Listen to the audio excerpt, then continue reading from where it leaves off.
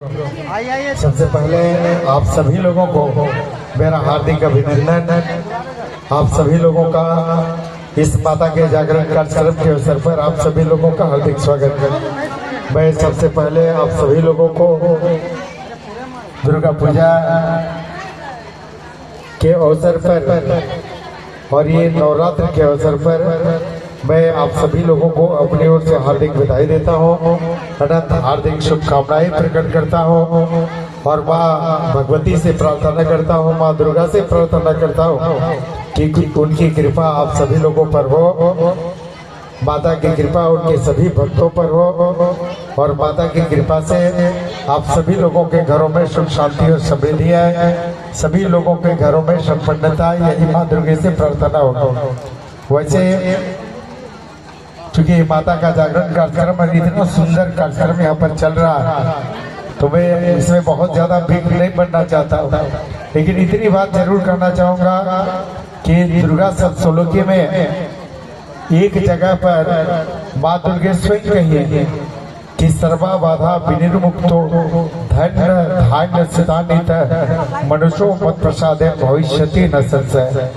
इसका तात्पर्य हुआ कि जो भी भक्त माँ दुर्गा का स्तुति करता है, वंदना करता है, पूजा करता है, अर्चना करता है या माँ दुर्गा के नाम का स्मरण करता है या श्रवण करता है, माँ दुर्गा अपने ऐसे सभी भक्तों के सभी प्रकार के विघ्नों को, बाधाओं को, कष्टों को दूर करती है और उनके घरों में सुख शांति समृद्धि प्रदान करती है, पुत्र पुत्र आदि धन्य धान्य आदि से युक्त करती है।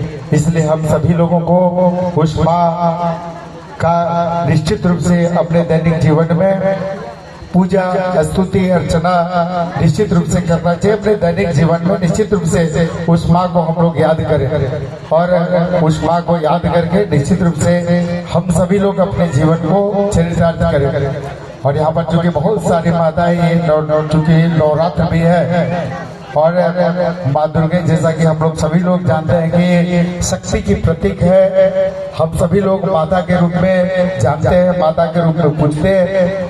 और इसी चलते दुर्गा सप्तशती में एक जगह कहा गया है कि आदि भी सर्वभूतेषु मातृरूपेण संस्थिता नमस्ते नमस्ते नमस्ते नमो नमः।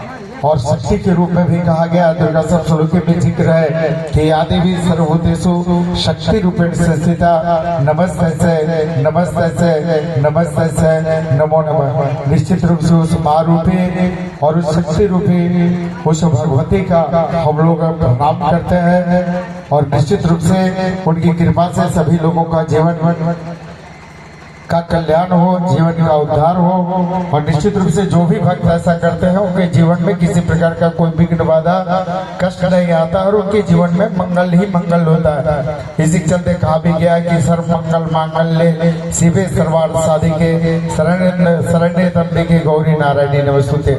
आज के इस जागरण कार्यक्रम में हम लोग यही संकल्प लें कि निश्चित रूप से हम लोग उस माता भगवती का पूजा करें, स्तुति करें।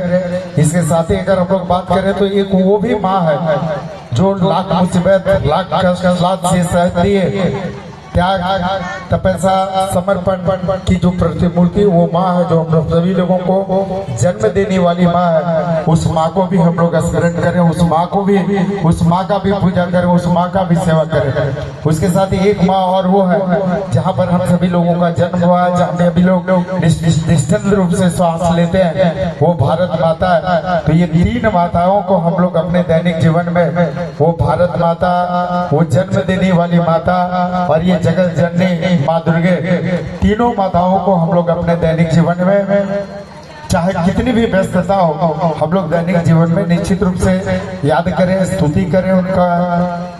तो ऐसा करने से निश्चित रूप से किसी भी व्यक्ति के जीवन में कोई कष्ट नहीं आता है और उनके परिवार में सुख शांति और समृद्धि आती है। तो मैं फिर माँ दुर्गा से प्रार्थना करता हूँ कि उनकी कृपा हो और मैं तो हमेशा माँ दुर्गा से प्रार्थना करके कहता हूँ कि आप मेरी मेरी कामना को पूर्ण करें। और मेरी कामना सिर्फ इतनी ही रहती है कि सर्वे भवन्तु सुखिनः, सर्वे सन्तु निरामया, सर्वे भद्राणि पश्यन्तु, माँ कश्चित् दुर्भाग्यः। आप सभी सुखी हो, आप सभी निरोग हो, आप सबका कल्याण हो और किसी को किसी प्रकार का कोई दुख या तकलीफ नहीं हो, यही मेरी कामना। और इसी कामना की पूर्ति के लिए मैं माँ भगवती से प्रार्थना करता हूँ।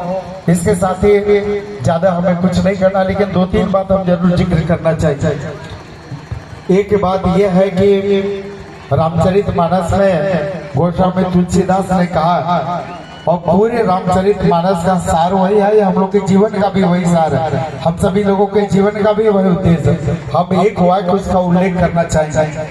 गोस्वामी तुलसीदास जी ने रामचरितमानस में कहा कि परहित सरिस धर्म नहीं भाई, मतलब दुनिया में जितना भी धर्म है उन धर्मों में सबसे बड़ा धर्म परहित है। परहित का मतलब होता है दूसरे की भलाई।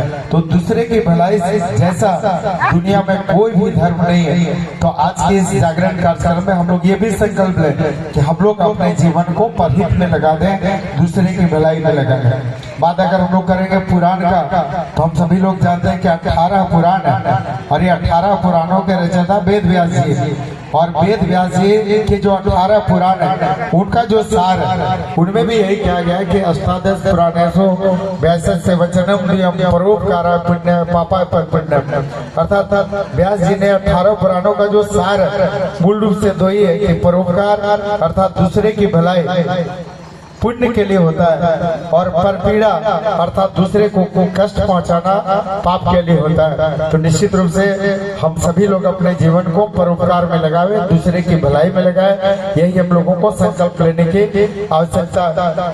इसके साथ ही 2-3 बात और कि हम लोग दैनिक जीवन में आज का युग जो है हम लोग मोबाइल युग में प्रवेश कर गए, और मोबाइल युग में प्रवेश करने के कारण बहुत सारे समाज में बहुत सारी विकृतियां आ रही है। तो निश्चित रूप से हम सभी लोगों को ऐसे विकृतियों से बचने की जरूरत है। और इसी संदर्भ में कहा गया तैत्तिरीय उपनिषद में कहा गया है, तैत्तिरीय उपनिषद का 3 वाक्य हम उल्लेख करना चाहेंगे, क्योंकि यहाँ पर बहुत सारे हम लोग के बच्चे भी हैं। तो निश्चित रूप से आज हर परिवार का, हर अभिभावक को सबसे जो जरूरी चीज है हम अपने बाल बच्चों को शिक्षा दें। शिक्षा के साथ साथ सबसे जो जरूरी है हम बच्चों में संस्कार देने का काम करें।